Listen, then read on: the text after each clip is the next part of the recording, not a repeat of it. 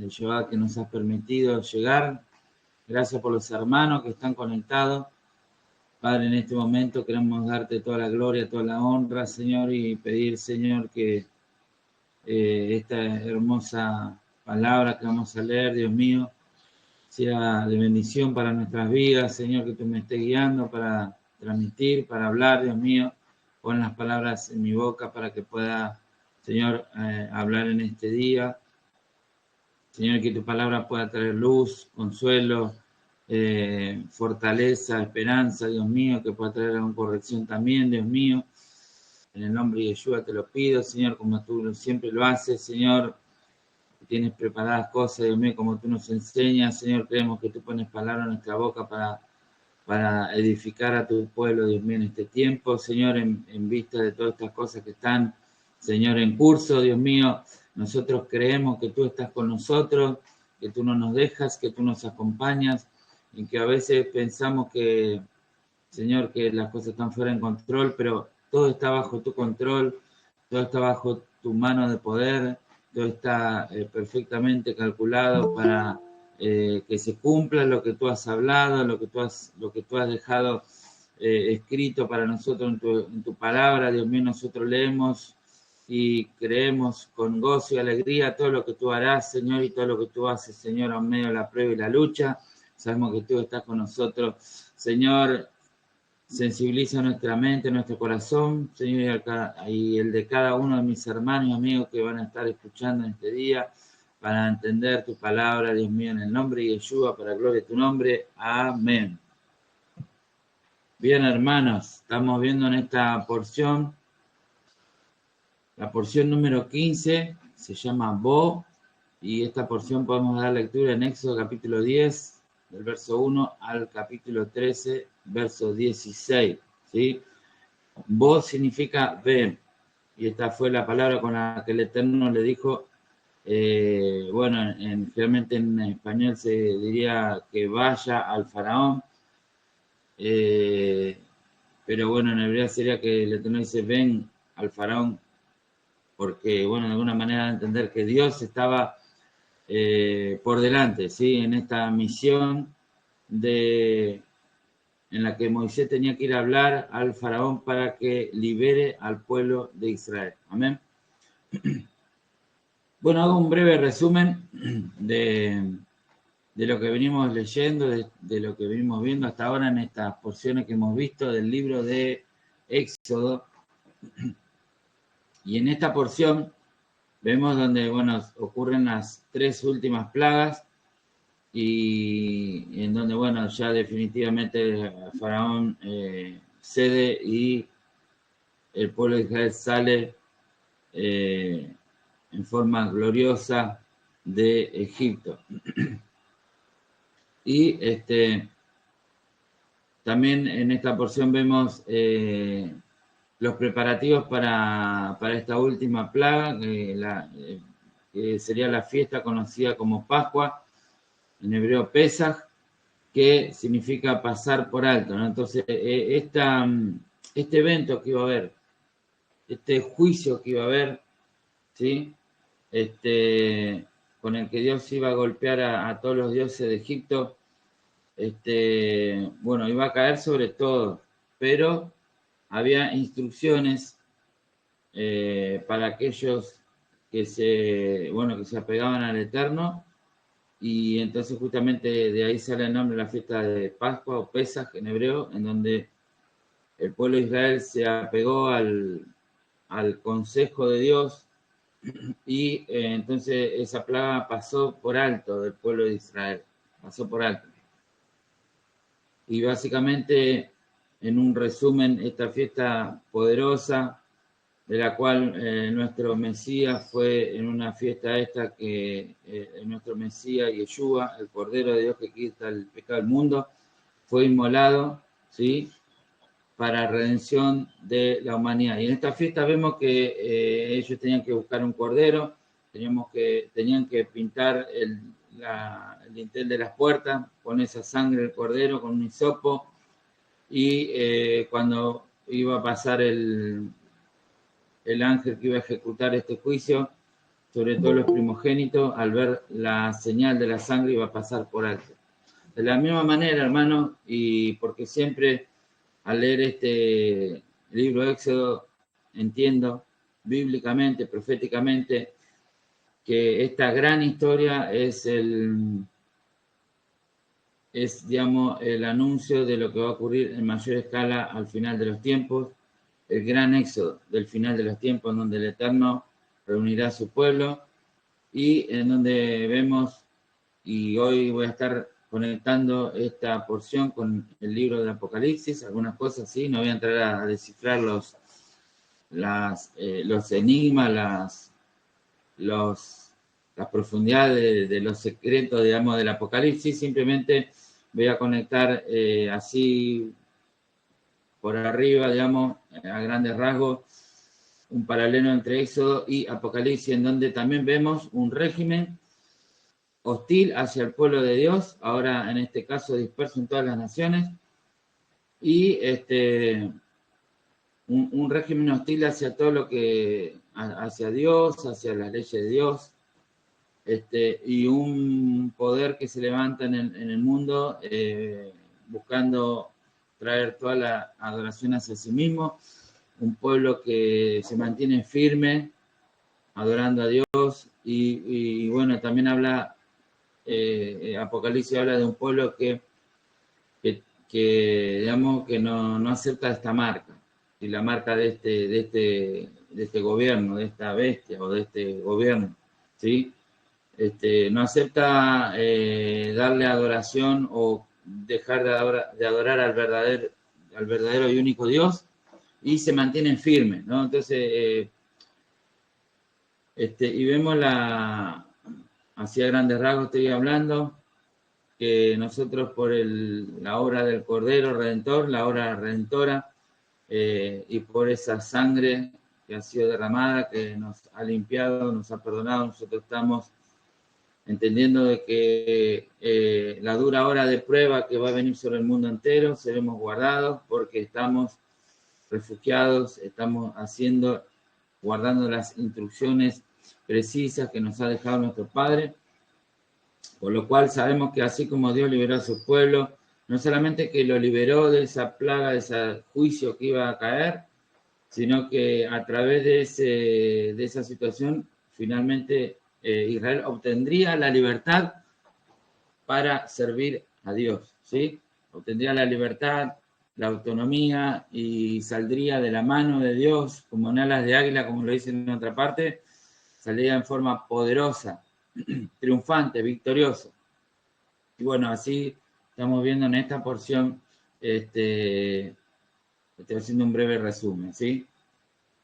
Entonces, bueno, voy a comenzar leyendo en Éxodo capítulo 10, los primeros textos de este pasaje. Dice así: entonces el Eterno dijo a Moisés: preséntate a Faraón, porque yo he endurecido su corazón y el corazón de sus siervos, para mostrar estas señales mías en medio de ellos.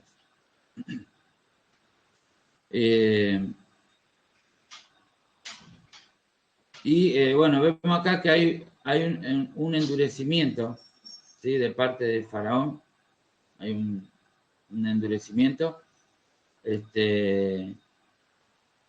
y esto es muy interesante hablar porque también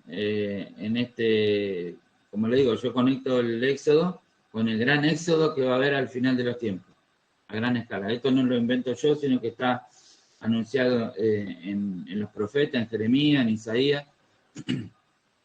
Y bueno, de alguna manera ahora voy a leer algunos textos del Apocalipsis para que veamos, o sea, un paralelo entre lo que ocurrió y lo que va a ocurrir, ¿sí? Vemos que serán tiempos difíciles, tiempos donde van a ocurrir cosas fuertes, donde las personas serán probadas, y algunos, lamentablemente, van a endurecer su corazón. Algunos que no tienen una postura tomada en cuanto a esto, la misma situación los va a llevar o abrazan la fe o abrazan a Dios o endurecen su corazón, tal como lo hizo Faraón, por las mismas situaciones. Nos cuenta, acá estoy ya mencionando algo que repite el Apocalipsis, que dice así, unas palabras como esta. Con todo esto, las naciones, las gentes no buscaron a Dios ni se arrepintieron de sus malos caminos. Entonces, a pesar de las cosas que iban ocurriendo, la mayoría o gran parte de las personas no buscaron a Dios, no se humillaron delante de Dios, sino que se endurecieron peor, ¿sí? y se definieron en contra de Dios. Perdón, estoy medio tomada la garganta. Y bueno, querían en el arranque, querían dar este enfoque, ¿no?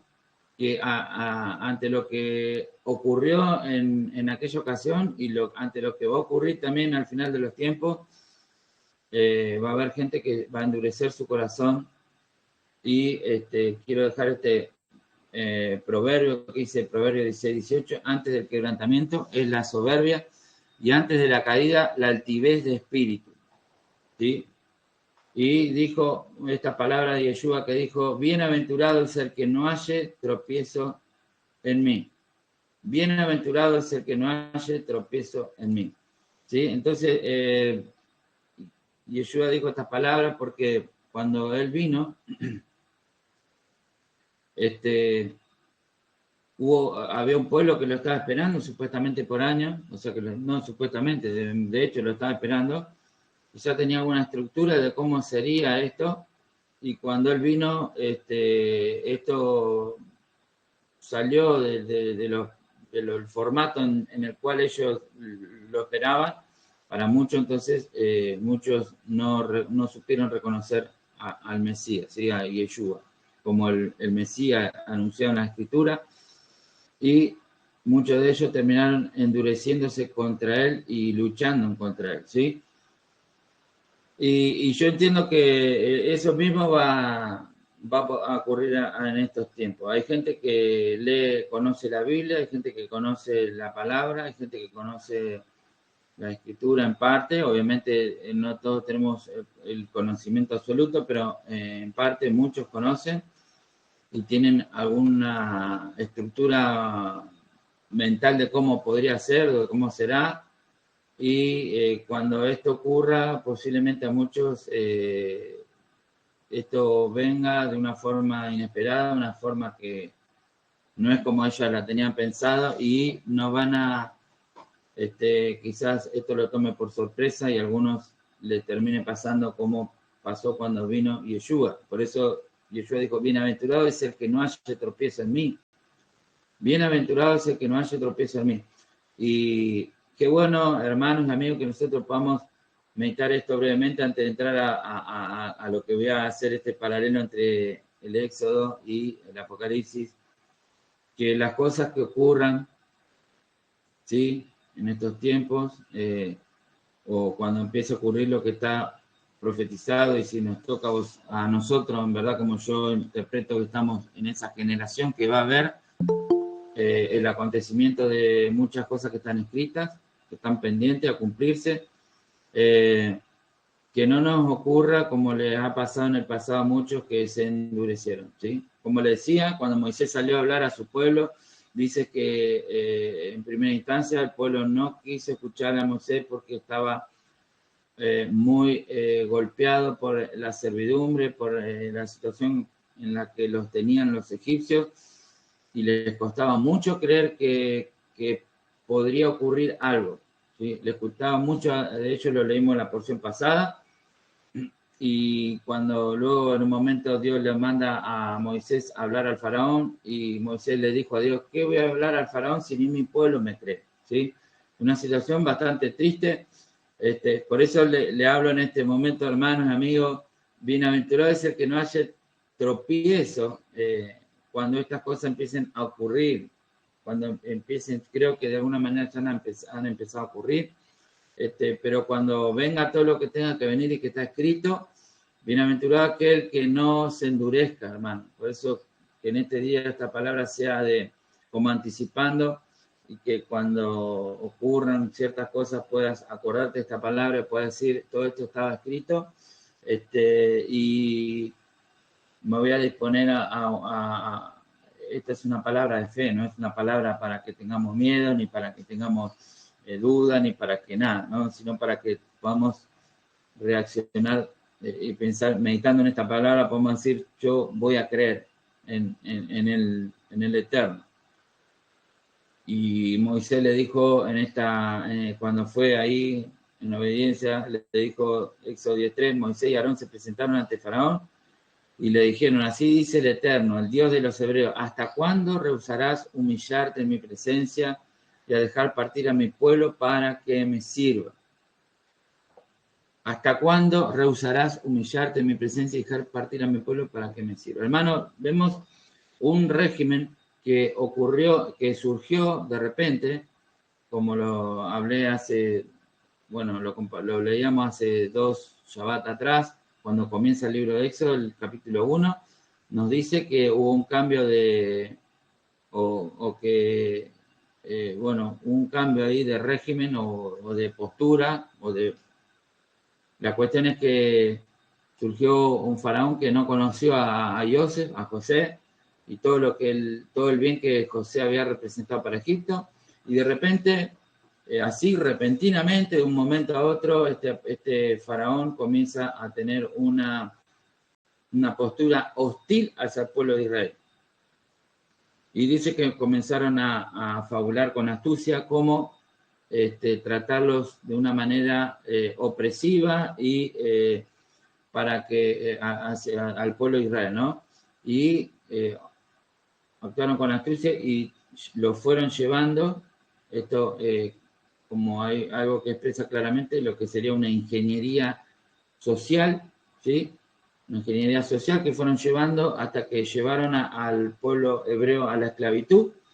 Esto no fue algo de golpe, fue algo planificado, como lo dice ahí el capítulo 1 de Éxodo, fue algo planificado hasta que finalmente fue una acción deliberadamente abierta, en donde ya Faraón manda a matar a todos los niños varones que nacen y los tiren en el río, ¿sí? Entonces este régimen fue en forma sutil, fue estableciendo una operativa en donde finalmente el pueblo de Israel queda esclavo bajo la opresión. Y bueno, lo que yo creo lo mismo, que creo que bueno, a lo largo de la historia ya vemos en aquel tiempo ya los poderes, el Egipto que era como sería una potencia mundial en aquel momento, vemos que ya estilaban los líderes confabular o fraguar cosas, ¿no? Nada es casualidad, todo es algo, nada de lo que pasa es casualidad, todo es algo, como decía, una ingeniería social con la que ellos van ejecutando ciertos planes para obtener ciertos fines, ¿sí? Y nos cuenta esta situación en donde Dios manda a su siervo a confrontar a este faraón con este régimen de opresión. Y esto es lo que vemos, la Escritura nos anuncia que al final de los tiempos habría un tiempo en donde iba a haber un régimen que se iba a levantar buscando atraer la adoración hacia sí mismo y que iba, dice Apocalipsis, que le iba a ser dado autoridad sobre toda lengua, tribu y nación, ¿sí? Este poder iba a ejecutar su autoridad sobre todo el mundo y iba a obligar o llevar a la gente a que adorase a alguien que no es Dios, a alguien que no es el Eterno, y todos aquellos que no tienen la marca o el sello de Dios terminarían adorando a ese régimen o a esa imagen que iba a ser creada para que se adore.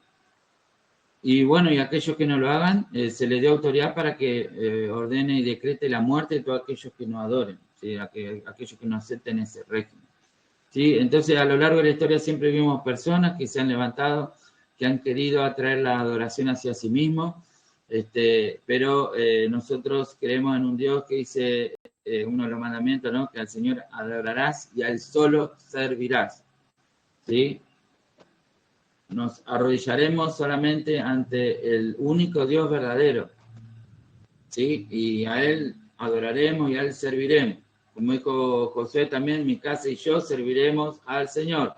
Aunque algunos adoren y se desvíen y se descarríen con la fuerza del Eterno, esto no lo digo con soberbia ni con el deseo de nuestros corazones, es decir, como dijo José, mi casa y yo serviremos al Señor. Sí, y si alguno decida servir a otro, allá él, allá cada uno, pero nosotros nos postramos solo ante el único Dios verdadero. Amén. Bien, pero debemos saber que en un momento este régimen se levantará, como dice la Escritura, como lo dice la palabra, y va a haber una austeridad. Bien, ahora vamos a leer algunos pasajes. Primero leo esta promesa, que es una palabra de fe, que nos dice de alguna manera cómo terminaría todo esto. Isaías 11:10. Si leemos Isaías desde el comienzo, Isaías 11 nos habla del futuro rey que vendría a levantarse para establecer un reino de paz. ¿Sí? Lo que vendrá después. A mí lo que me da fortaleza y alegría es que una vez que surja este régimen, de acuerdo a la Biblia, vendría a ser la recta final del mal, digamos, porque una vez que ese régimen se manifieste en su mayor fuerza por este tiempo, lo que vendrá después de eso es el reino del Mesías Yeshua sobre la tierra. ¿Sí? Entonces, este capítulo 11 habla de este reino, cómo sería, y dice, ¿no?, de este hijo de la raíz de Isaí que vendría. Y en el verso 10 dice, aquel día que las naciones buscarán aquel que es la raíz de Isaí. Isaí es el padre fue el padre de David, y el Mesías, esperado y anunciado por la Escritura, es un descendiente de David. ¿Sí? Entonces dice así, este hijo de David, el ungido de Dios para este propósito que vendría. Dice, anuncia Isaías que en aquel día las naciones buscarán aquel que es la raíz de Isaí, el cual estará en pie como estandarte a los gentiles. O sea, va a ser un rey del pueblo de Israel, una persona. Es más, sabemos que David era de la tribu de Judá, o sea, el Mesías sería judío, ¿sí? Y este judío sería una persona que Dios iba a levantar, y dice aquí, el cual estará en pie como estandarte a los gentiles, dice el profeta, que sería una persona abrazada por el pueblo no judío, ¿sí? Y su morada será gloriosa. En aquel día Adonai volverá a recobrar con su mano. Mire, atención a que esto, porque esto está relacionado directamente con el Éxodo. En aquel día el Eterno volverá a recobrar con su mano por segunda vez al remanente de su pueblo. Esta palabra profética en donde se anuncia que por segunda vez Dios levantará su mano poderosa y le rescatará a su pueblo, que va a estar bajo un yugo también de opresión, como lo tuvo Israel cuando estuvo en Egipto. Solo que en esta ocasión menciona acá varias ciudades, varios pueblos, varias naciones, dando a entender que en esta segunda ocasión donde esto ocurría, Israel no va a estar en una sola nación, sino que va a estar disperso en toda la tierra. ¿Sí? Y dice así, por segunda vez al remanente de su pueblo que haya quedado en Asiria y en Egipto, en Patros y en Etiopía y en Persia, en Caldea, en Hamat y en las islas del mar. Verso 12, y alzará pendón ante las naciones, porque en definitiva menciona esas ciudades inicialmente, pero luego da a entender que Israel va a estar disperso entre las naciones, y alzará pendón ante las naciones para juntar a los desterrados de Israel y congregar a los esparcidos de Judá de los cuatro extremos de la tierra. Entonces será quitada la envidia de Efraín y se acabará el rencor de Judá. Efraín no tendrá envidia de Judá, ni Judá afligirá más a Efraín. Esto que está anunciando aquí la palabra está relacionado con el reinado futuro, digo yo todavía futuro, porque todavía esto no ha ocurrido, del Mesías. Nosotros vimos y entendimos que la venida de Yeshua fue una primera aparición, ¿sí? Tal como ahora esto lo voy a leer en Apocalipsis y van a ver que el Mesías aparece en una ocasión y luego en una ocasión, o sea, aparece en la escena aquí en la tierra 2 veces, ¿sí? En primera instancia como cordero y en segunda instancia como león, ¿sí? Pero también seguirá siendo en cierto aspecto un cordero, ¿sí? O sea, se aparecerá de las dos maneras, como dice acá en Isaías, que el cordero habitará con el león, ¿sí? Esto está hablando de dos aspectos también del Mesías que estarán los dos aspectos al mismo tiempo. Una cosa no va a quitar a la otra, ¿sí? Bien, entonces dice, volviendo aquí al texto y relacionándolo con Éxodo y con Apocalipsis, nos dice claramente la profecía que por segunda vez Dios va a levantar su mano y va a rescatar a su pueblo disperso entre todas las naciones. Y note acá, y voy a dejar pendiente algo aquí para retomarlo al final, dice que alzará pendón ante las naciones para juntar a los desterrados de Israel y congregar a los esparcidos de Judá. Menciona ahí dos grupos, ¿sí? Debemos entender esto, estos dos grupos, ¿qué es lo que nos quiere decir acá el profeta? ¿Por qué no dice, no es acaso Israel y Judá no son una misma cosa? ¿Por qué menciona así los desterrados de Israel y los esparcidos de Judá? Y luego menciona que será quitada la envidia de Efraín y se acabará el rencor de Judá. O sea, está hablando de estas dos personas aquí, como que hay una división entre ellos, y Efraín no tendrá envidia de Judá, ni Judá afligirá más a Efraín. Entonces, estos dos grupos que están representados por Judá y Efraín, en aquel momento cuando el Mesías se revele como rey, toda división entre ellos dos será rota, desaparecerá y habitarán unidos, ¿sí? Bien, ahora al final voy a cerrar esto explicando de alguna manera qué significa esto. Pero quiero arrancar tomando aquí el hecho de que lo que ocurrió en Egipto, en la historia del Éxodo, no es solamente una historia que ocurrió ahí en el pasado, sino que nos habla de algo que va a ocurrir a futuro, ¿sí? Y en ese futuro la diferencia va a ser que Israel va a estar disperso entre todas las naciones. Amén. Bueno, espero que me alcance el tiempo y quiero comprimir rápidamente esto. El Eterno le dijo en Éxodo capítulo 11, verso 4, y Moisés dijo, así dice el Eterno, como a medianoche yo pasaré por toda la tierra de Egipto y morirá todo primogénito en la tierra de Egipto, desde el primogénito de Faraón que se sienta en su trono, hasta el primogénito de la sierva que está detrás del molino, también todo primogénito del ganado. Y se elevará en todo el país de Egipto un alarido tan grande como nunca lo hubo ni lo habrá. Sin embargo, entre los hijos de Israel habrá tal tranquilidad que ni siquiera un perro ladrará. Entonces sabrán que el Eterno hace una distinción entre los egipcios y los israelitas. Y descenderán a mí todos estos tus siervos. O sea, Moisés está hablando a Faraón porque Faraón ya le había dicho que la próxima vez que vea su rostro que iba a morir, o sea que esta es la última vez que Moisés se ve la cara con Faraón. Y Dios le habla y bueno, Moisés le anuncia al Faraón esta última plaga que iba a venir. Y descenderán a mí todos estos tus siervos y se inclinarán ante mí diciendo, sal tú y todo el pueblo que te sigue, y después de esto yo saldré. Y Moisés salió ardiendo en ira de la presencia de Faraón. Bueno, hermano, conectando con el Apocalipsis, que ahora vamos a ver algunos textos rápidamente, podemos ver que hay un régimen que está oprimiendo al pueblo de Dios, ¿sí? Y que nos deja, y esa opresión los lleva a estar esclavizados de tal manera que no tienen la libertad para servir a Dios. Dios manda un vocero para confrontar al líder de este régimen, para confrontarlo y decirle, libera a mi pueblo.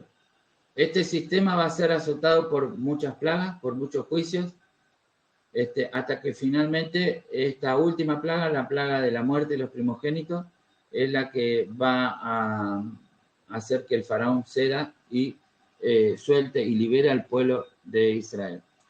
De alguna manera esta historia volverá a repetirse el pueblo de Dios terminará al final de los tiempos bajo una situación de dominio y de control y de opresión, bajo un régimen que va a surgir a nivel mundial, y Dios levantará a sus siervos para confrontar este régimen y será azotado, y esto será un testimonio a todas las naciones, como decía al comienzo, que Dios le dice a Moisés, andá y presentate, Faraón se va a endurecer, pero esto es para mostrar mi gloria y mis señales, ¿sí?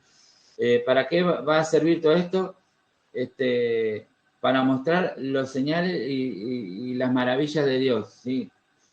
Cosa que será conocido, como dice la palabra, y los profetas dicen que la tierra será llena del conocimiento de la gloria de Dios, ¿sí? Quiere decir que la tierra una vez más será sacudida y los moradores del mundo sabrán quién es el único Dios verdadero. Sabrán quién es el que manda verdaderamente. Los reyes, los gobernantes pueden planificar cosas, pueden tramar cosas contra el pueblo de Dios, pero ahí va a saberse quién es el que manda, ¿sí? Quién va a surgir y Dios va a golpear con estas señales y, como voy a leer ahora en breves minutos lo que dice Apocalipsis, las naciones van a tomar una postura, las naciones, los pueblos, las gentes van a tomar una postura, muchos se van a endurecer, lamentablemente, por eso este mensaje creo que viene en definitiva para que al que le toque vivir este tiempo sepa con anterioridad, así como Moisés le avisó, todas las plagas fueron anunciadas con anterioridad, dándole una oportunidad a este personaje y a sus siervos y a su gente para que puedan elegir, mas ellos se endurecieron y no eligieron lo correcto y se fueron endureciendo, y eso fue llevando a que, que Dios terminara ejecutando esta y última señal en donde todos los primogénitos pasaría un ángel matando, ejecutando a todos los primogénitos, de todas las personas, de los animales y todos, y haciendo una diferencia entre los que adoran a Dios, los que siguieron sus instrucciones, los que tienen aplicada la sangre del Cordero en sus vidas, el Cordero que fue inmolado, ¿sí? Todos aquellos que fueron y aplicaron la sangre del Cordero, estas plagas pasarán por alto de ellos, no tocarán su morada, no tocarán sus vidas. Esto habla del Mesías que habría de venir, por medio del cual Dios, como dice Juan 3:16, porque de tal manera amó Dios al mundo que ha dado a su Hijo unigénito para que todo aquel que en él cree no se pierda, mas tenga vida eterna. Y Él es el que Dios ha provisto para la salvación de todos. Amén. Y aquellos que crean en su obra redentora, y aquellos que creen en Él, le dio potestad de ser llamado Hijo de Dios. ¿Sí? Bien, y esta situación y esta confrontación, Moisés dice, cuando ocurra esto, todos tus siervos, le dijo al faraón, me van a llamar, me van a implorar, van a decir, se inclinarán ante mí diciendo, sal, por favor, váyanse, por favor. Y ahí surgirá la libertad del pueblo de Israel. Ahora quiero leer rápidamente un paralelo. Nos comenta, no, ya le digo, no quiero entrar en la profundidad de descifrar los misterios de muchas cosas que lo hice en forma figurada del Apocalipsis, pero yo solamente quiero capturar una esencia que nos dice, por ejemplo, el libro 12, el capítulo 12 de Apocalipsis, dice que y fue arrojado el dragón, el gran dragón, la serpiente antigua, que se llama el diablo y Satanás. Bueno, eso es crucial. El dragón y esta serpiente antigua es Satanás. Luego vamos a ver que este dragón le da poder a una bestia para que ejerza autoridad sobre toda lengua, tribu y nación. Entonces vemos que va a haber un gobierno que va a estar operando al final de los tiempos con el poder del dragón. ¿Quién es el dragón? Es el Satanás, ¿sí? Ahora dice que el Satanás estaba en las regiones celestes y en un determinado momento, es echado de ahí de las regiones celestes y dice que fue arrojado el gran dragón. ¿De dónde fue arrojado? Bueno, ahora vamos a seguir leyendo. Dice, este dragón además dice es el que engaña al mundo entero y fue arrojado a la tierra y sus ángeles fueron arrojados con él. ¿Sí? Y oí una gran voz en el cielo que decía, ahora ha venido la salvación, el poder y el reino de nuestro Dios y la autoridad de su Mesías, porque el acusador de nuestros hermanos el que los acusa delante de nuestro Dios día y noche ha sido arrojado. Esta expresión de alabanza, lo que yo entiendo es que si bien alaba a Dios porque hay como un primer avance de victoria en donde el dragón, el diablo y todo su séquito es arrojado de los lugares celestiales, ¿no? Como decía Pablo, que nuestra lucha no es contra sangre ni carne, sino contra principado en las regiones celestes. Nos cuenta que el Apocalipsis que será arrojado de aquel lugar donde él, también vemos a Daniel, que en un momento un ángel venía con un mensaje a Daniel y estuvo 21 días luchando con estas fuerzas que estaban ahí en las regiones celestes, de alguna manera entre Dios y los hombres, ¿no? Frenando todo esto, ¿no? Entonces, bueno, vemos que es arrojado. Por eso en primera instancia dice el verso 10, y oí una gran voz en el cielo que decía, ahora ha venido la salvación, el poder y el reino de nuestro Dios y la autoridad de su Mesías. Entonces, bueno, en esta primera instancia, donde en primer lugar es arrojado de las regiones celestes a la tierra, y ahí a la diestra de Dios se establece Yeshua, o Jesús, como todos lo conocen, intercediendo a la diestra del Padre. Entonces, antes estaba ahí, cerca de las proximidades del trono de Dios, por así decirlo, estaba Satanás acusando de día y de noche a las personas, levantando demanda en contra, pero ahora está apostado Yeshua a la diestra del Padre, orando e intercediendo a favor de todos aquellos que le creen, de que le sirven, todos aquellos que han seguido, que han puesto la sangre del Cordero sobre ellos mismos. Entonces, este es un primer paso de avance en esto que vendría a ocurrir. Nos dice el verso 12, a colación de esto que ocurre, que el diablo es tirado del cielo, por lo cual regocijaos cielos y los que moráis en ellos. Pero, esto es una victoria para los que están en las regiones celestiales, pero dice, hay de los que están, hay de la tierra y del mar, porque el diablo ha descendido a vosotros con gran furor sabiendo que tiene poco tiempo. Entonces vemos acá, hay una situación en donde el Satanás, el diablo, tiene un tiempo limitado para ejecutar algo, ¿no? Entonces va a venir a la tierra y dice el verso 13, cuando el dragón vio que había sido arrojado a la tierra, persiguió a la mujer que había dado luz al hijo varón. Si leemos del comienzo del capítulo 12, habla de una mujer que tiene un hijo y que el dragón persigue a este hijo y que este hijo finalmente que nace a la mujer es tomado y asciende al cielo, ¿sí? Todos interpretan, creo que unificadamente, que ese varón, ese niño que nació es Yeshua, ¿sí? Que nació y que se levantó un movimiento ocasionado por este mismo dragón para matarlo, pero Yeshua, como saben, murió, resucitó victoriosamente, ascendió al cielo, y ahí es donde que cuando Yeshua asciende al cielo, entiendo que ahí es tirado, este dragón de allá arriba, de lugares celestiales. La mujer, a mi entender, y según varios que entienden esto, la mujer es el pueblo de Israel, o el pueblo judío, vamos a decir. Recién mencioné en Isaías 11 que el Mesías vendría de la tribu de Judá, ¿sí? Y la tribu de Judá es lo que eso conoce como los judíos. Eso quiero hablar un poquito ahora, porque en un momento quiero hablar, ya se me fue la hora, de quiénes son los hijos de Israel, ¿sí? Bueno, entonces este dragón asciende a la tierra y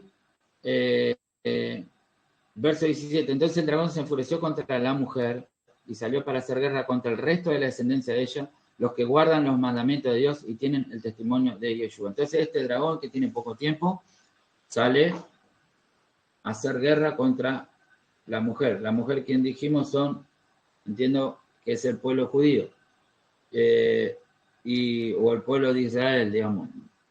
De alguna manera, esto hace referencia también a Eva, que Dios le dijo, cuando pecó en Génesis, le dio una promesa, le dijo que de tu simiente iba a salir el que iba a pisar la cabeza de la serpiente, ¿sí?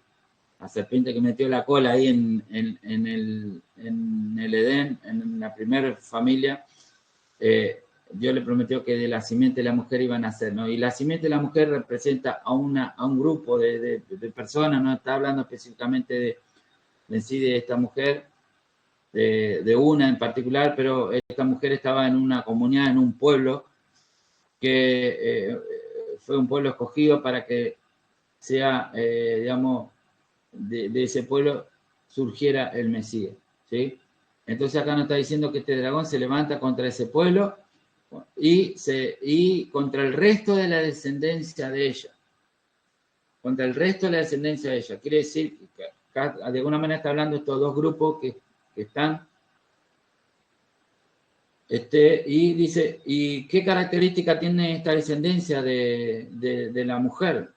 Los que guardan los mandamientos de Dios y tienen el testimonio de Yeshua. Ojo acá muy interesante, que este dragón va a pelear y va a luchar. Recuerden que tiene poco tiempo y lo que va a hacer, como ya digo, dice al comienzo que este dragón engaña al mundo entero. O sea, no hay gobierno en este mundo que esté fuera de esta engaño, de este dragón que está detrás de todo lo que está en el gobierno hoy. Esto bíblicamente es así. Y, o sea, que todo se gestó. Y el relato que viene ahora, capítulo 13, habla de una bestia que ejecuta esta guerra sobre la descendencia de los que guardan los mandamientos de Dios y tienen el testimonio de Yeshua. Podríamos identificar, no quiero hablar de esa bestia que ya surgió, entiendo que algo que pasó. Quiero saltar directamente a la última bestia que aparece en los últimos tiempos, Apocalipsis 13:11, y si vio otra bestia que subía de la tierra. La bestia, hablando así, yendo al grano, en Apocalipsis habla de un régimen de gobierno, ¿sí? Vi otra bestia que subía de la tierra, tenía 2 cuernos semejantes a los de un cordero y hablaba como un dragón, y ejerce toda autoridad. Estamos hablando de un régimen de gobierno. Ejerce toda autoridad de la primera bestia. Y la primera bestia, si leemos, es una bestia que dice que le fue dada autoridad sobre toda tribu, pueblo, lengua y nación, ¿sí? Y aún se le dio autoridad para pelear contra los santos y vencer, ¿sí? Bueno, esta bestia de la que quiero hablar, la última, que va a surgir en esta recta final, antes del establecimiento del reino del Mesías, dice que se le va a conceder, primero lo que va a hacer es que hacen que la tierra y los que moran en ella adoren a la primera bestia. Entonces, ella viene a hablar bien de esa bestia que fue. No quiero descifrar esto acá porque es algo polémico, pero cuando esto ocurra será bien claro de quién fue esa primera bestia que ya estuvo, ¿sí? Cuya herida mortal fue sanada. También hace grandes señales de tal manera que aún hace descender fuego del cielo a la tierra en presencia de los hombres. ¿Sí? Entonces entiendo que aquí va a haber un personaje muy carismático que va a surgir, que va a hacer grandes señales. Verso 14. Además, engaña a los que moran en la tierra a causa de las señales que se le concedió hacer en presencia de la bestia, diciendo a los moradores de la tierra que hagan una imagen de la bestia que tenía la herida de la espada y que ha vuelto a vivir. Y se le concedió dar aliento a la imagen de la bestia para que la imagen de la bestia también hablara e hiciera dar muerte a todos los que no adoran la imagen de la bestia. Entonces, en resumen, lo que va a hacer este régimen va a tratar de robar la adoración que le pertenece a Dios y va a tratar de desviar esa adoración hacia sí mismo. ¿Cómo lo va a hacer? Cautivando a la gente con su carisma, con señales que va a hacer, con su benevolencia, con las cosas buenas, supuestamente, que entre paréntesis, que va a traer hacia la humanidad en primera instancia, va a ser todo muy lindo, muy correcto, va a ser una ingeniería social tremenda, con la cual van a entrar todo le va a entrar como el caballo de Troya, le va a entrar perfectamente, porque para esto va a ser un genio. Y todo va a terminar en esto y hace que todos, pequeños, grandes, ricos, pobres, libres y esclavos, se les dé una marca en la mano derecha o en la frente y que nadie pueda comprar ni vender sino el que tenga la marca. el nombre de la bestia o el número de su nombre. Aquí hay sabiduría, el que tiene entendimiento cuenta el número de la bestia, pues el número de hombre y su número es 666. Bien, este régimen que va a tener una figura que va a... Recuerden que en Daniel, Nabucodonosor hizo una imagen y que le pintó la locura, que todos tenían que adorar esa imagen. Cuando suene la música, todos tenían que adorar. Y bueno, esto es una locura que le ha ocurrido a muchos que han tenido el poder a lo largo de la historia de querer... Bueno, obviamente estas personas están personificando al mismo Satanás, el dragón, que es el que le dio su poder, y este Satanás que es el que quiere robar la adoración. Desde el comienzo, Satanás quiere robar la adoración a Dios y llevar a todas las personas, llevar toda la atención hacia sí mismo, robando la adoración al Dios verdadero, al verdadero Dios. Y no va a ser otra cosa que lo mismo que hizo en el libro de Daniel, lo vemos en diferentes ocasiones y a lo largo de la historia vemos otros personajes que así también lo han hecho, pero en esta ocasión será algo mundial, ¿sí? Bien, nos dice el Apocalipsis que, bueno, ahí van a surgir plagas, menciona algunas plagas como la de las, habla de los langostas, habla de la oscuridad también en Apocalipsis, y otras plagas más también que no son mencionadas en Éxodo. Nos menciona también Apocalipsis dos testigos que van a salir con un mensaje muy confrontativo hacia los que van a estar en autoridad, principalmente contra el Apocalipsis habla del falso profeta y y lo que sería el antimesías, ¿no? Que van a estar ahí liderando, y estos dos testigos que van a estar predicando el arrepentimiento, ¿sí? Y esto vendría a ser así como Moisés y Aarón se presentaron ante Faraón para que Faraón libere al pueblo, estos dos testigos van a estar predicando no solamente a esta bestia, a este régimen de gobierno, sino a todo el mundo. Pero nos cuenta aquí el Apocalipsis, por eso queremos que nosotros, los que me escuchen aquí, ya se predispongan a tomar de qué lado van a estar, ¿sí? Porque miren que aparecen estas personas, estos son dice, si alguno quiere hacerles daño, de su boca sale fuego y devora a sus enemigos, así debe morir cualquiera que quisiera hacerles daño. Estos tienen poder para cerrar el cielo a fin de que nos llueva durante los días que ellos profeticen. Esto es algo que tuvo el profeta Elías, que él dijo, confrontó a Acabe y a Jezabel, y le dijo hasta que adoraban, ellos establecieron la adoración al Baal, a los Baales, ¿sí? Y él fue y confrontó a estos reyes paganos de Israel y le dijo, ellos que adoran al Baal y de los cuales ellos creían que le daba la lluvia, ¿sí? Entonces Elías le dijo, acá no va a llover hasta que yo lo diga, y por 3 años y medio no llovió, demostrando que el profeta verdadero de Dios, que el único Dios es el único que tiene poder sobre la lluvia para que llueva, ¿no? Entonces es una demostración del poder de Dios. Y dice, y tienen poder sobre las aguas para convertirlas en sangre, esto hace alusión a Moisés, y para abrir la tierra con toda suerte de plagas todas las veces que quieran, ¿sí? Entonces, estas plagas, ¿para qué son? Estas plagas no es por malo que ellos quieren castigar a la gente, no, son plagas que van a ir acompañando un mensaje, ¿sí? Las plagas van a ir acompañando un mensaje. El que avisa no es traidor, como dice el dicho, ¿no? Entonces, Moisés y Aarón, ninguna plaga cayó por sorpresa, todas fueron preanunciadas y todas fue dado un mensaje. Fue el faraón el que no quiso ceder ante el llamado de Dios, y fueron obviamente también las personas que se pusieron del mismo lado lamentablemente que Faraón para apoyar lo que él hacía y para ponerse en contra algunos del pueblo de Israel.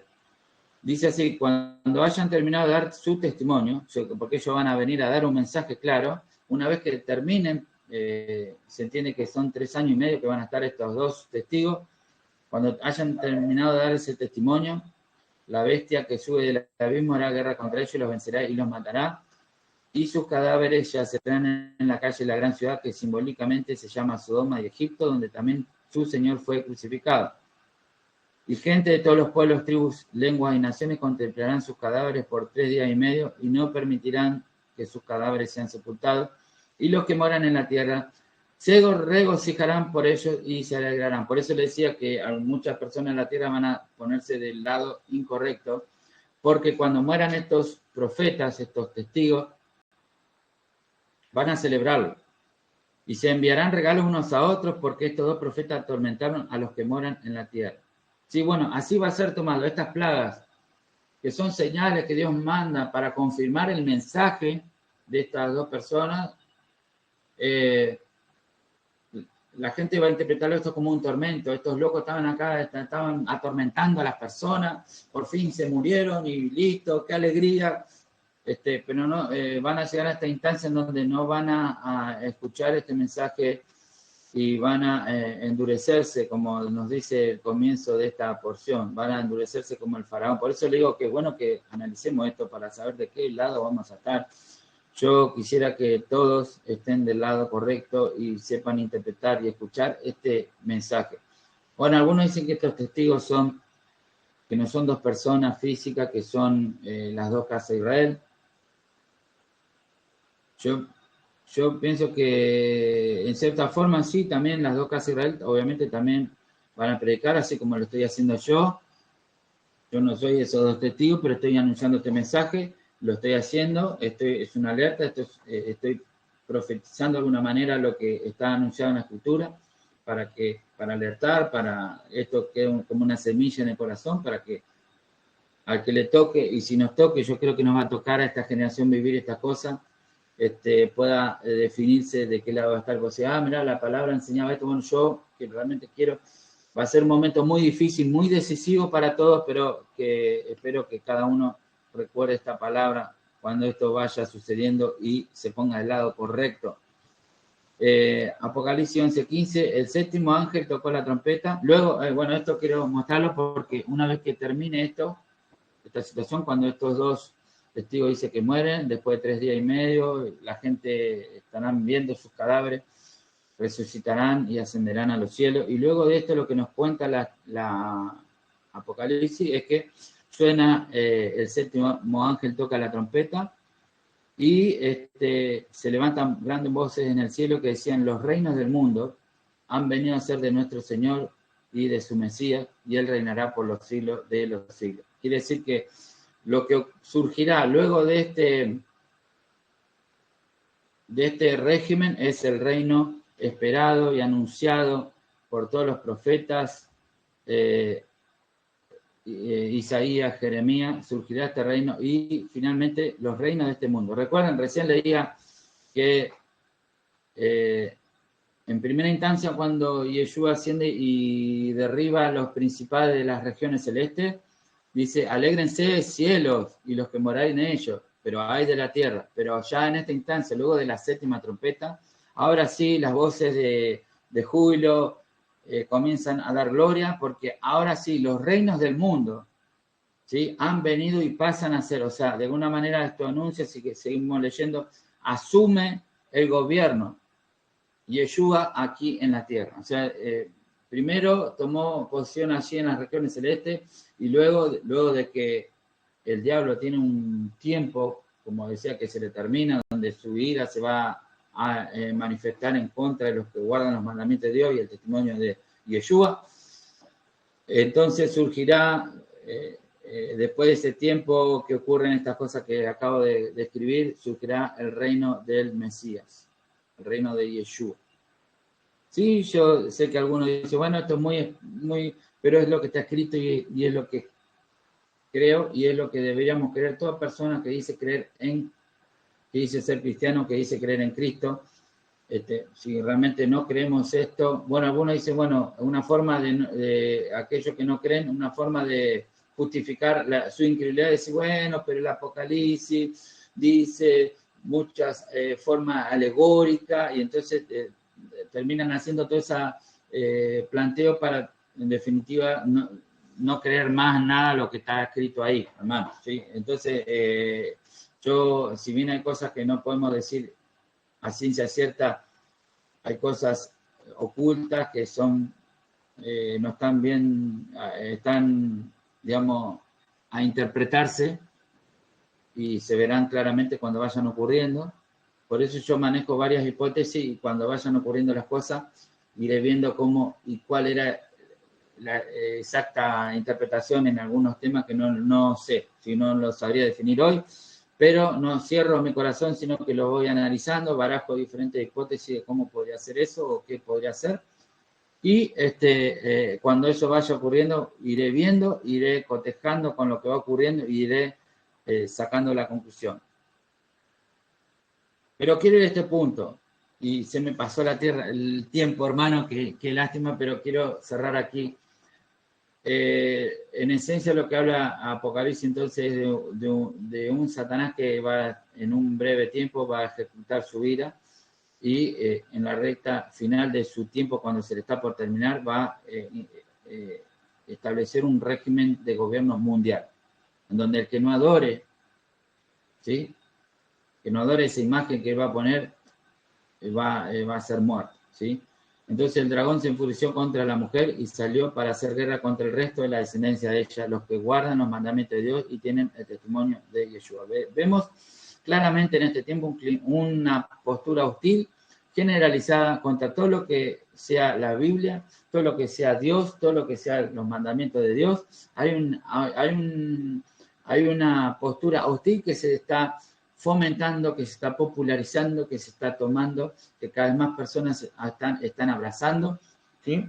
Entonces, como en nombre del avance y de la no sé, de sentirse, no sé, no sé, se jactan de salir de la edad de piedra, por así decirlo, y se sienten más modernos, más actuales, más civilizados, no sé, más no sé qué, y hacen gala de eso para descartar la escritura, la palabra de Dios como cosas antiguas, obsoletas, cosas que ya pasaron y ahora estamos en un mundo nuevo, bla, bla, bla. Bien, y todo eso para ponerse en una postura despectiva y bueno, eso va a crecer, amigos míos, eso va a crecer cada vez más, eso va a ser cada vez más fuerte, hasta que este régimen ocurre ya por ley, hermano, esto por ley. Van a estar en una situación bastante difícil los que guardan los mandamientos de Dios y el testimonio de Yeshua, hasta van a tener condena de muerte, ¿sí? Bien.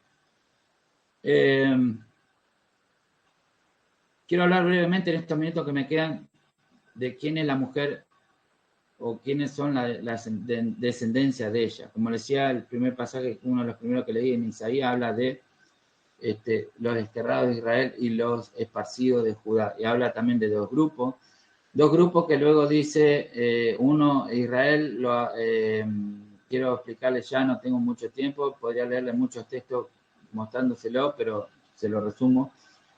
Israel, después luego menciona a Efraín y Judá.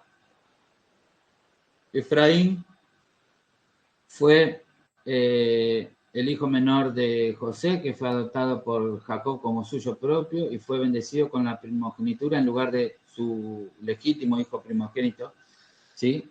Entonces, en un tiempo después de la muerte de Salomón, Israel se divide en dos y surge un rey de la descendencia de esta tribu de Efraín, ¿sí? Ese rey que va a reinar sobre 10 tribus que los profetas le llaman la casa de Israel, ¿sí? O cuando dice Efraín. Efraín es el que lideró a las 10 tribus, conocida como Israel o la casa de Israel.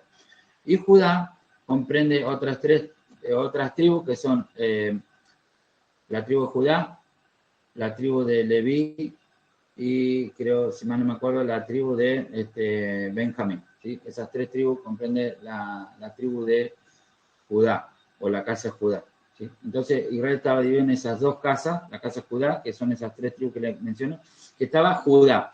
Ahora, muy interesante esto, porque esta palabra, y con esto quiero terminar, y se le habrá en todo el país de Egipto un alarido tan grande como nunca lo hubo, ni lo habrá, Sin embargo, entre los hijos de Israel habrá tal tranquilidad que ni siquiera un perro ladrará. Entonces sabrán que el Eterno hace una distinción entre los egipcios y los israelitas. Esta expresión, sin embargo, entre los hijos de Israel. La pregunta que quiero hacer para hablar esto, ¿quiénes son los hijos de Israel? Lo quería hablar el chaval pasado y también se me fue la hora y no lo pude.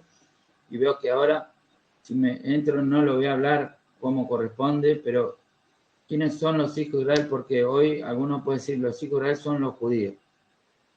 Sí, los judíos son parte de Israel. Como bien le decía, acá lo tengo, creo, la primera vez que aparece el término judío es en el libro de Esther, y había en Susa residencia real un varón judío, cuyo nombre era Mardoqueo, hijo de Jair. Bien, esta primera vez en la Biblia que aparece el nombre o un varón judío. Esta expresión no aparece antes, ¿sí? Entonces, ¿quién era judío? Era una... así era reconocido en ese tiempo el pueblo de Israel como judíos. Pero hay que entender algo, que yo iba a hacer una breve mención, pero creo que veré si lo puedo tocar este tema, ampliar para explayar este tema de quiénes son los hijos de Israel. Para decirlo claramente, Jacob luego pasó a llamarse Israel, ¿sí? E Israel, que es Jacob, tuvo 12 hijos, dentro de los cuales uno de ellos era Judá, ¿sí? De Judá surge la tribu de Judá, de donde luego, como decía, como Israel se divide en dos, bajo el liderazgo de Efraín, la dinastía de Efraín, en el año 722 antes de Cristo, ¿sí? Antes de la era común, viene a Siria y ataca la zona norte de Israel, pone fin al reinado de la dinastía de Efraín y se lleva al exilio a las 10 tribus, ¿sí? O gran parte de esas 10 tribus. Y luego también trae gente de Asiria y para poblar la zona norte, con lo que los pocos que quedaron de Israel se mezclaron con los asirios, finalmente se asimilaron entre las naciones. ¿Sí? Entonces las 10 tribus fueron dispersas entre varias naciones. Algunas son las que mencionaba ahí en Isaías 11 cuando leí hoy. Y esas 10 tribus no menciona la escritura, que no, o sea, no volvieron más, ¿sí? Entonces, luego que quedó la tribu o la casa de Judá, que comprende esas otras 3 tribus, obvio, muchos de esa zona norte de Israel, donde estaban las 10 tribus, cuando vino a Siria, escaparon y se vinieron a vivir a la zona de Judá. Así que había otro rey, el rey de la dinastía de David, Salomón, etc. ¿Sí? Bien. Entonces, de varias tribus, cuando vino a Siria a atacar la zona norte, vinieron a la zona sur de Judá y con el tiempo se mezclaron con los judíos, con la tribu de Judá, y de ahí que luego se estila decirle los judíos. Hoy, entonces, en definitiva, ¿los judíos quiénes son? Los judíos representan, hay una pequeña mezcla de todas las tribus, pero los judíos en sí representan a la tribu de Judá. Entonces, los judíos no son la totalidad de Israel. La totalidad de Israel, las demás tribus están mezcladas entre todas las naciones. Por eso, este gran milagro que va a ocurrir, y Yeshua dijo en un momento, yo no he venido sino a las ovejas perdidas de la casa de Israel, porque él vino a rescatar lo que se había perdido. ¿Sí? ¿Y quién se perdió? Se perdieron las 10 tribus, se mezclaron como su identidad de israelita se perdió y están mezclados entre las naciones. Hay mucha gente que son ex-israelitas, o sea, siguen siéndolo en su sangre. Israel está en su sangre, pero no lo saben. Pero hoy se entiende que ese grupo de israelitas que fue asimilado entre las naciones, que ni saben que son israelitas, son ex-Israel, que Israel está en su sangre, son los que han seguido al Mesías Yeshua, porque en definitiva, Yeshua dijo, mis ovejas oyen mi voz y me siguen. ¿Sí? Entonces, ¿en qué conocemos a alguien que, bueno, todo aquel que sigue a Yeshua, que es Jesús, de alguna manera, entendemos que en el fondo, si bien el llamado es para todos, ojo, esto no excluye a nadie, el llamado de la salvación es para toda criatura, pero en mayor instancia, como dijo Yeshua, que él vino a rescatar a su pueblo, lo de su sangre, y parte de su pueblo eran las 10 tribus que se asimilaron entre las naciones. Por eso este mensaje que fue comisionado por Yeshua a ser predicado hasta los confines de la tierra. ¿Sí? Bien, entonces yo hoy podría decirlo, diciéndolo rápidamente, los hijos de Israel comprenden, todos aquellos obviamente que están dispersos entre las naciones, pero se va a empezar a sentir esto, los hijos de Israel, podríamos decir, aunque no podemos decirlo nosotros, porque no somos, yo no soy Dios para decir, bueno, vos sos de la tribu tal o vos eras de la tribu tal, no, nosotros no sabemos, ni es un requisito hoy, el requisito es reconocer a Yeshua, reconocer al Cordero, reconocerlo a él como el Redentor, como el Cordero de Dios que quita el pecado del mundo y aceptarlo a él como nuestro Salvador. Y esas son las buenas nuevas de las buenas noticias, ¿sí? De salvación. Pero sabemos que detrás de todo eso hay un propósito del Eterno de restaurar a Israel primero, porque el Mesías reina con su pueblo Israel restaurado. De los cuales los judíos es una de las 12 tribus de Israel. A ver si entendemos. Entonces, hoy tenemos estos grupos, el cristianismo por un lado y judíos por el otro, que están separados, como lo decía Isaías 11, que cuando el Mesías venga, va a quitar la envidia de uno y el celo del otro contra el otro, y van a estar unidos, van a estar en armonía. Judíos y cristianos. Entonces, el judío que no cree que Yeshua es el Mesías, cuando entienda que cuando Yeshua vuelva y establezca su reino, cuando entienda que Yeshua fue el verdadero Mesías, se le quitará el velo. Y Efraín, que representa las 10 tribus asimiladas entre las naciones, que está hasta hoy, ¿sí? Cuando venga Yeshua, Israel será restaurado, ¿sí?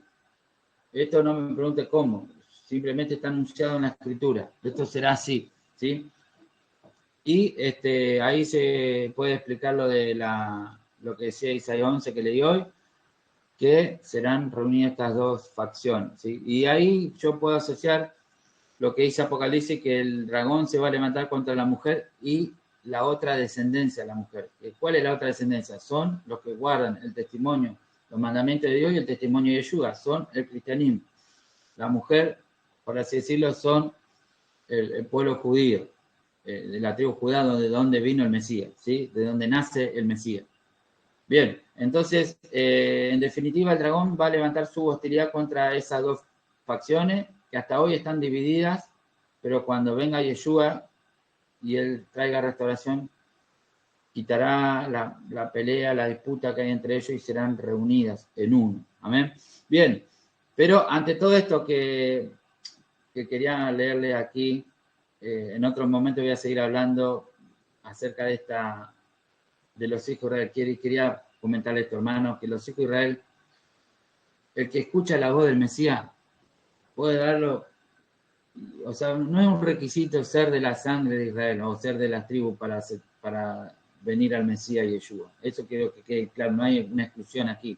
El llamado es para todos, el que escuche el llamado de Dios, el llamado es para todos, ¿sí?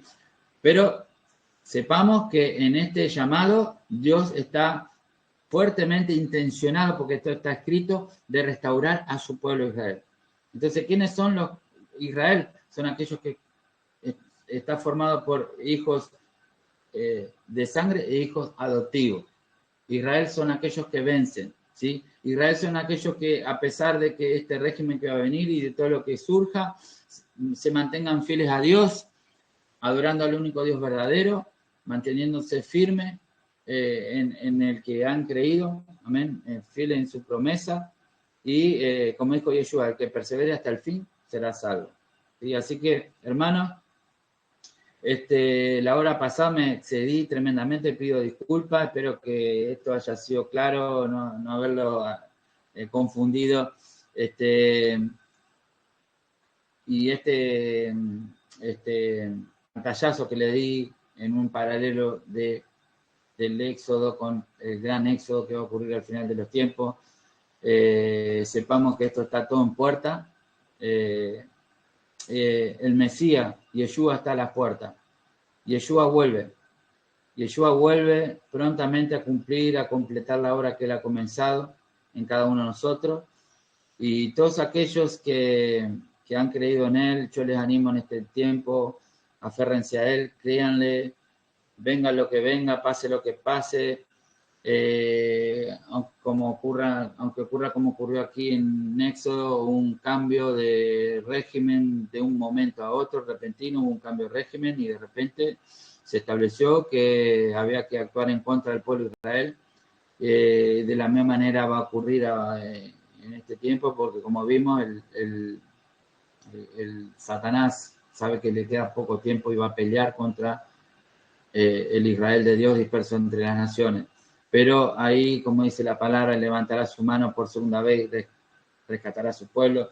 Pero no solamente esto que lo rescatará, sino que esto dará comienzo a este reino glorioso que no tiene fin del Mesías, como le invito a que lea Isaías 11, Isaías capítulo 2, y pueda inspirarse en fe a través de la palabra. Dice que la fe viene por el oír la palabra, así que crean amigos, crean hermanos que esto se viene y no es para dudar, sino que es para alegrarse porque se viene una manifestación tremenda del poder de Dios. Amén. Vamos a orar. Padre, te damos gracias por esta porción, gracias por esta palabra.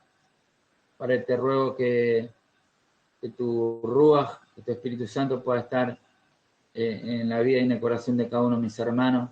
Señor, y todo aquello que dije rápidamente, Señor, que sabemos que son semillas que han caído en el corazón. He leído tu palabra, he comentado, Señor, lo que tú me has mostrado, lo que yo percibo y entiendo que es el cumplimiento, Señor, y cómo aplicarlo a este tiempo. Y aunque fui rápido, son muchas cosas juntas que he hablado en este tiempo. Pero te ruego que tu Espíritu Santo pueda estar dando la gracia para que cada uno de aquellos que lo han escuchado lo puedan procesar, Dios mío. Sabemos que para algunos también me llevó un tiempo, pero poder procesar la escritura, poder entender todas estas cosas que he compartido y que te pido que tú le des gracias a cada uno de mis hermanos para poder digerir, procesar esta palabra y entenderla y aplicarla, Señor, y que tus corazones se llenen de